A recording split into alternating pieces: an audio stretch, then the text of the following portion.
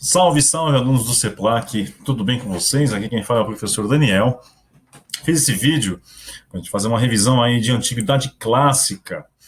O professor Marcão e eu, nós faremos então essa revisão de antiguidade clássica. E eu farei a revisão de antiguidade clássica, um tópico de uma civilização que eu gosto muito, que é a Grécia Antiga, gente. Para começar a revisão de Grécia Antiga, eu quero lembrar para vocês que os exames como o Liceu e também ETEC, eles pedem do estudante que ele aprenda a identificar os principais aspectos, e esses aspectos são o aspecto político, o aspecto econômico, o aspecto social e o aspecto cultural. Eu não entrarei em muitos detalhes, eu comentarei sobre esses principais aspectos, mas eu vou indicar no final da videoaula, eu vou dividir em duas partes, vou fazer uma indicação para vocês de material, para que vocês consigam, né, assistir em casa, é um material tranquilo.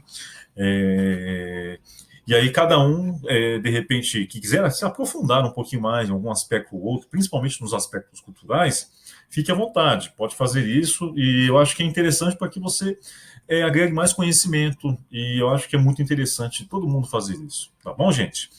Vamos lá. Então, começando a revisão, como eu disse para vocês, para analisar a sociedade grega, o primeiro aspecto importante é um aspecto geográfico, que explica o desenvolvimento da sociedade grega.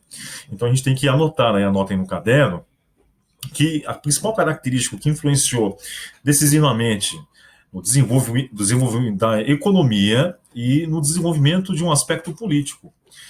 Quais são? Né? O desenvolvimento do comércio e navegação. A sociedade grega ela se desenvolveu voltada para o comércio e navegação, são os grandes comerciantes, junto também com os fenícios na antiguidade. E uma característica que talvez seja a principal, né, da sociedade grega é exatamente a formação da cidade-estado, daquilo que nós chamamos de polis. Tudo bem? Gente, então, bom, para mostrar aqui um mapa, para vocês entenderem como a formação geográfica daquela península balcânica, portanto, influencia na sociedade, da formação da sociedade grega. Nós temos aqui a cidade de Atenas e esse conjunto de ilhas. Os gregos eles colonizaram diversas regiões, a gente vai ver isso daqui a pouquinho, tá bom? Mas para falar então de um aspecto, outros aspectos importantes, também este econômico.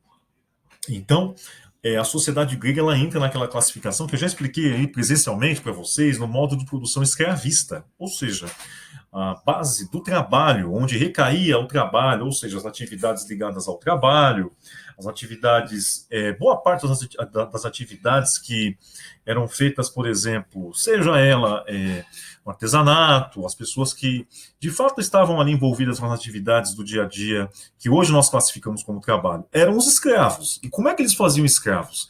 É uma sociedade escravista, porém, lembrem-se que o escravo na antiguidade era aquele feito através, né, da guerra, era um prisioneiro de guerra, é muito diferente de um modo de produção que também será escravista, mas esse foi desenvolvido na modernidade, tudo bem? A gente vai falar mais para frente. Mas é interessante também nós anotarmos, vocês anotarem, que a sociedade grega ela deixou muita contribuição, seja no aspecto artístico, seja principalmente nas ciências e filosofia. Ainda mais neste momento em que a ciência, felizmente, parece que as pessoas perceberam que ela é fundamental para intervenções, para entender alguns aspectos da realidade. E isso tem a sua origem. A origem está lá na sociedade grega.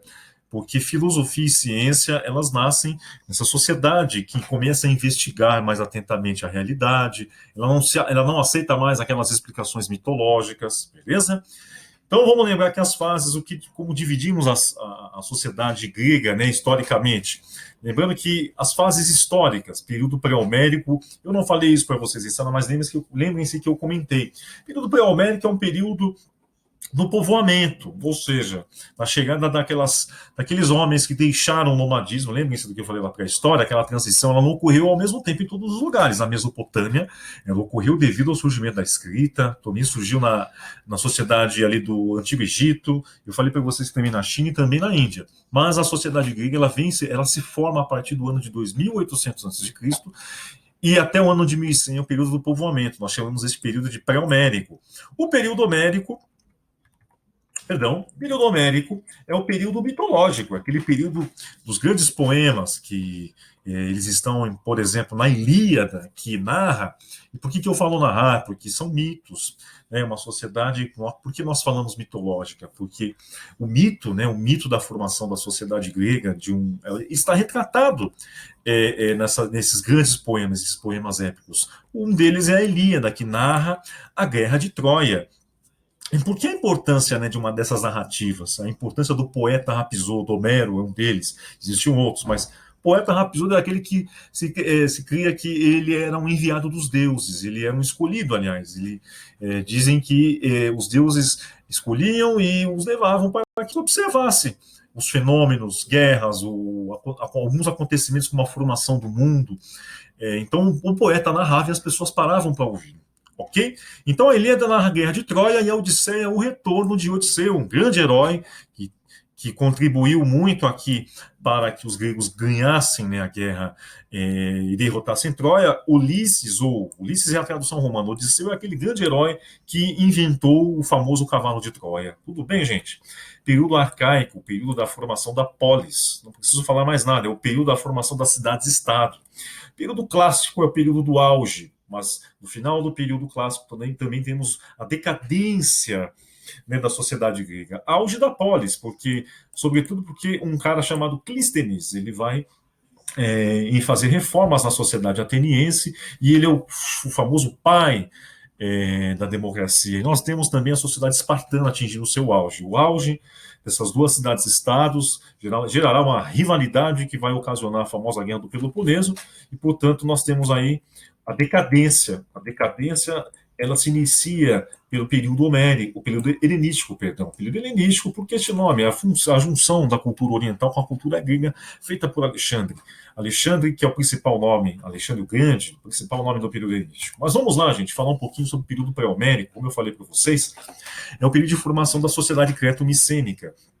Esta é a sociedade que está, esses dois povos estão na base das sociedades e da formação do povo grego. Os cretenses, para quem não se lembra, quem quiser, curiosidade, ouviu falar já no mito das Amazonas? Sim, é um mito que tem sua origem na sociedade cretense, por quê? É uma sociedade que tem um destaque maior, é uma espécie de matriarcado, uma sociedade que dá um destaque para as mulheres. O que é uma sociedade que já fazia comércio, mas o poder, né, político, ele estava nas mãos dessa elite comerciante. E os micênicos são os gregos. Eles conquistaram os cretenses. Esse mito é narrado no famoso mito de Teseu. Teseu é aquele herói ateniense que derrota, né, o famosíssimo Minotauro. Tudo bem?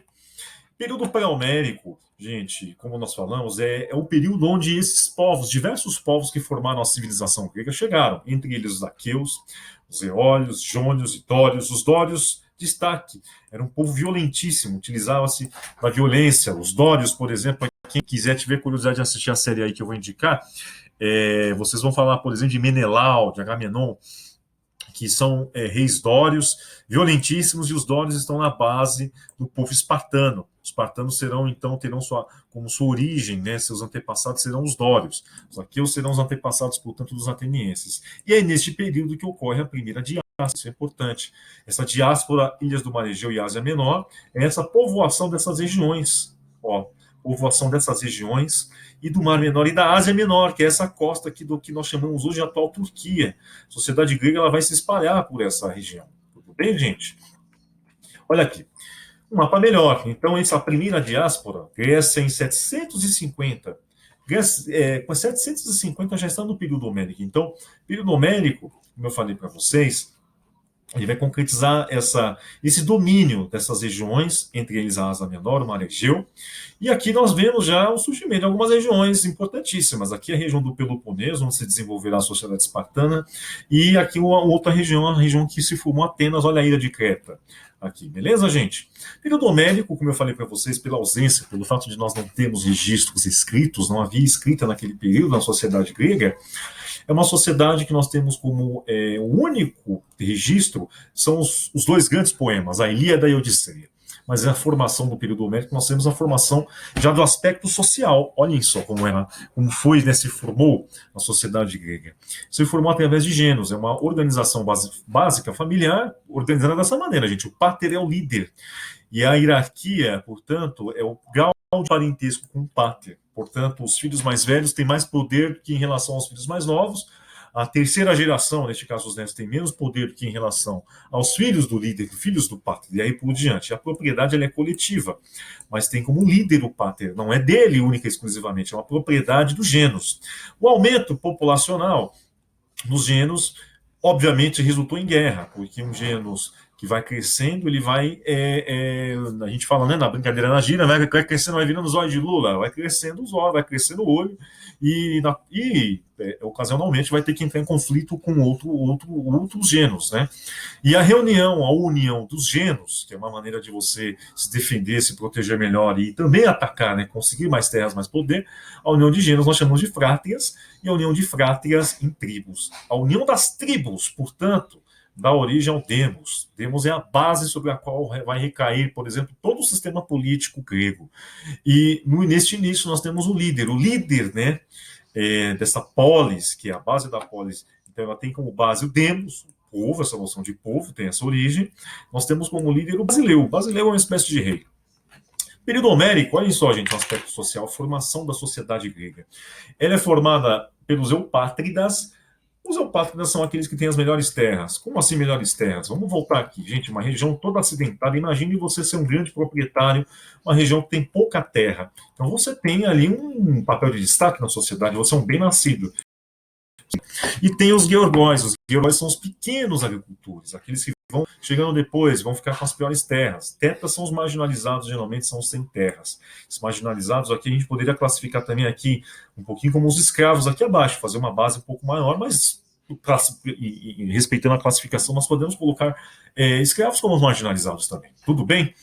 E, gente, essa necessidade de terras, ou seja, esse conflito que vai naturalmente surgir por conta da disputa territorial, naturalmente essa sociedade ela vai se expandir.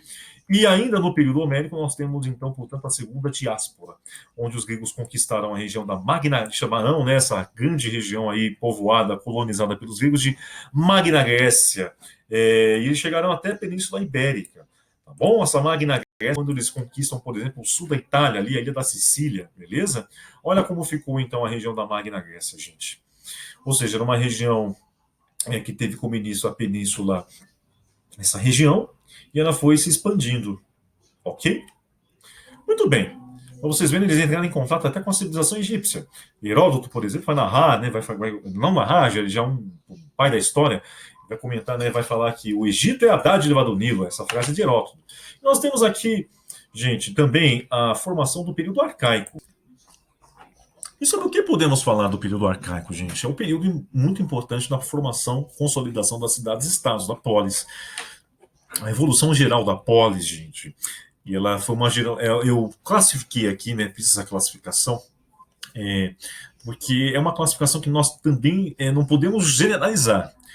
Aqui é uma classificação de Atenas, mas Atenas representa, na verdade, o que seria o ápice da polis, a definição de polis que nos chegou até hoje, né? A influência da democracia, mas enfim, vamos falar então da evolução geral da polis. Por exemplo, ela foi uma monarquia, lembrando, né, que eu disse para vocês, né, o poder, a arquia, poder de um só, do mono. A oligarquia evoluiu para uma oligarquia, poder dos oligos, dos melhores, para uma tirania. Os tiranos, pessoas que tomavam o poder, né, podiam governar de maneira despótica, tirânica, né, portanto, métodos autoritários, e a democracia, que é a consolidação, é o auge da polis. Beleza, gente? Nós temos aqui na região da Ática, e a formação, por exemplo, de Atenas, uma cidade-estado importantíssima, e a península do Peloponeso. Nós temos aqui na região da Lacônia, exatamente, a formação da cidade-estado de Esparta. Gente, Lacônia é uma região que deu origem a um termo chamado laconismo. Laconismo significa, né, poucas ideias, aquele soldado que vai ser formado não para debater, é um intelectual. Uma pessoa formada para se expressar, né, através de poucas palavras. É uma região, uma educação lacônica, será a educação, por exemplo, que vai estar na base da formação de um guerreiro, da sociedade espartana. Tudo bem? Vamos falar então de uma cidade, já que estou falando, né, vamos falar de Esparta. Aqui estão os guerreiros espartanos. Na verdade, é um trecho do quadrinho 300 de Esparta, né, do Frank Miller, uma obra belíssima. E localização de Esparta, Península do Peloponeso, como nós destacamos ali nos slides anteriores, é uma sociedade, gente, que se formou, né, da união de tribos órias. Olhem só. E uma sociedade que valorizou, como uma característica muito conhecida, formou, né, os cidadãos soldados. E essa origem dessa legislação de formação do guerreiro está em Licurgo, grande legislador espartano. E essa legislação ela acentuou, né, o caráter militar na formação de um soldado, de um cidadão soldado, beleza? Espartanos ou esparciatas eles estão no topo no aspecto social. São eles que detêm o poder político, religioso, militar. Portanto, a cidadania, falar em cidadão em Esparta, é um espartano, um esparciatas, tudo bem? Periecos são os povos dos arredores ou os habitantes originais, aqueles que foram conquistados lá pelos dórios, quando os dórios invadiram aquela região, tá bom? É formado também por estrangeiros. Cuidado, esses estrangeiros não escravos. Os comerciantes, artesãos, atividades que eles detestavam, né? Os espartanos detestavam, falavam que isso era uma atividade de minoridade. Livres, mas sem direitos políticos. Portanto, eles estavam então submetidos à sociedade, à autoridade dos espartanos e os ilotas. Os ilotas estão na base da sociedade espartana. São servos. Cuidado, diferenciar aí o que é servo do que é escravo. Escravo é uma coisa. Se ele é uma coisa, ele pode ser vendido, ele pode ser maltratado, ele pode ser feito qualquer coisa, porque é uma coisa.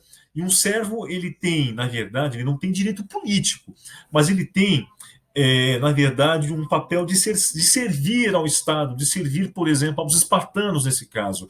Eles trabalhavam, eles cuidavam das plantações, eles faziam serviços domésticos, podiam ser oprimidos. Oprimidos de que maneira? Por exemplo, quando um jovem se formava na escola espartana, ele podia sair lá a partir dos 18 anos e enfrentar um grupo de ilotas. Desde que ele soubesse, lógico, ele sabia, era treinado desde cedo para matar um ilota. Se um ilota se defendesse e matasse, de repente, aquele soldado, aquele jovem soldado espartano, não acontecia nada com ele, porque a culpa era do soldado, mas era dificilmente acontecia isso. Então, um ilota, ele tinha um papel um pouco diferente, ele estava meio caminho da escravidão, portanto, ele era servo. E aqui vamos falar de um aspecto importante, o aspecto político. Bom, gente, o aspecto político da política espartana, dividida, né, o poder executivo estava na mão de 5 éforos, eles governavam, mandavam de verdade. Na verdade, a gente ouviu falar que havia um rei em Esparta, mas era uma diarquia, eram 2 reis. Eles tinham apenas o controle do exército em épocas de guerra e sobre a religião. Mas há um poder importante também aqui, é o Conselho dos Anciãos, aqueles que tinham mais de 60 anos. Imagine, eram os guerreiros, aquelas pessoas que atingiam já uma certa idade, e eles eram eleitos por aclamação. A aclamação era o povo, ei, você! Por quê? O pessoal se empolgava e elegia, né, um ancião. Pô, ele tinha uma história, foi um grande guerreiro, lutou, matou geral. Beleza, gente? A Assembleia Popular, que era a Ápela, formada por homens com mais de 30 anos, nesse caso a origem deles estava entre os hoplitas, que eram soldados espartanos, né? E você atingiu 30 anos, você podia se tornar, portanto, um cidadão. Os periecos podiam, né, aqueles estrangeiros, comerciantes, eles podiam ser convocados para o exército, para formar ali a linha de frente. Eram aqueles que eram jogados, né, aos leões, jogados ali, o boi de piranha, né? Uma expressão do Brasil, é jogado aquele boi no rio para atravessar, para as piranhas devorarem e a boiada poder passar ali. Nesse caso, eles eram enviados, né, para testar a defesa dos inimigos, enfim. E os ilotas, camponeses, artesãos ali que estavam submetidos pela força. Tudo bem, gente? A educação deles é um aspecto mais importante, porque ela é famosa por ter como base a formação para um militar, né, para o militarismo, ou seja, a educação militar ela tem como valores a obediência, a prontidão, a aptidão física, a disciplina, ok? As mulheres eram, cuidado, valorizadas. Essa mulher era valorizada para quê? Um aspecto importante para a formação, né, para ter filhos saudáveis, porque lembrando que esse jovem que era levado a um espartano, os pais levavam esse jovem, quando completava ali 7 anos, para a escola de guerra, ele era avaliado. Essa avaliação era uma avaliação de aptidão física. Mas como assim? Ele era feito, né, era feito uma análise ali das orelhas aos dedos dos pés. Se ele tivesse alguma espécie de inaptidão ou um defeito físico, ele era jogado, né, num penhasco. Eram os pais que jogavam.